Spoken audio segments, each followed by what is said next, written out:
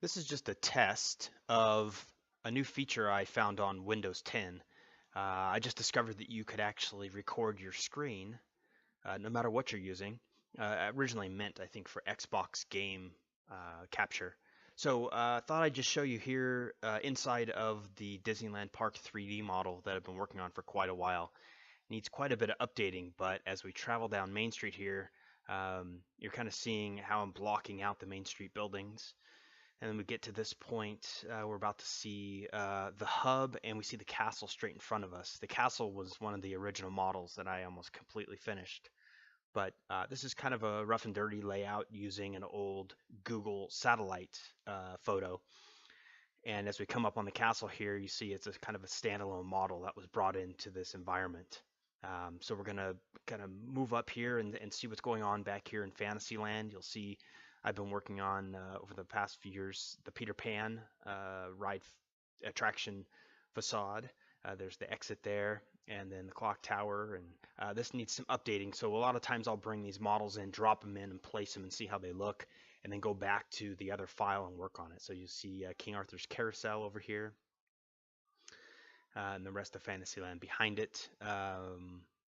This is an outdated satellite photo because you can tell that the old Big Thunder Ranch is still back here, and no Star Wars work, so the Rivers of America still has its old layout.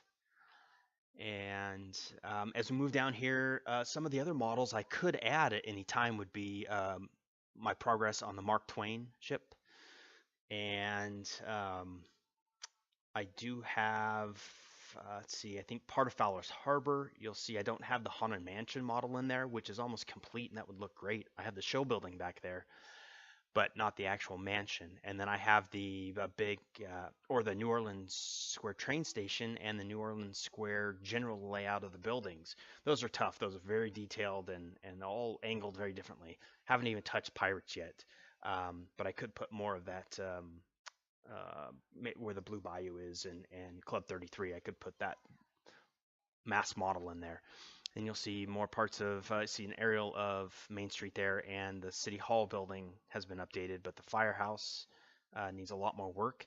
And then I have almost a complete Main Street train station model that I could drop in. That would look great. The overall file tends to get really heavy, so I have to be careful of that.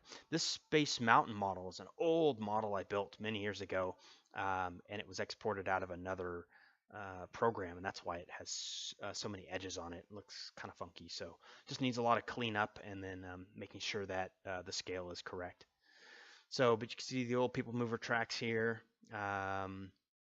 little bits of Tomorrowland, but I'd really like to work on the monorail layout here, and then I think there's easy pieces of the Speedway, the Autopia, that I could drop in. But the small world model is something that I think I could update really easily. I've done a lot more work on the facade. I think I brought this in here and was working on the show building using the satellite photography as a texture for the roof. Kind of gives it a unique look, a little more realistic. That's not really what I'm going for, but and there's parts of Toontown, and so Videopolis and some of the backstage buildings, and some of those can go away now. But originally this was used. The guys in the fireworks department were using this to align from this view the height and timing of all the launches for the fireworks, because each of the fireworks shows are recorded from back here at the Main Street train station.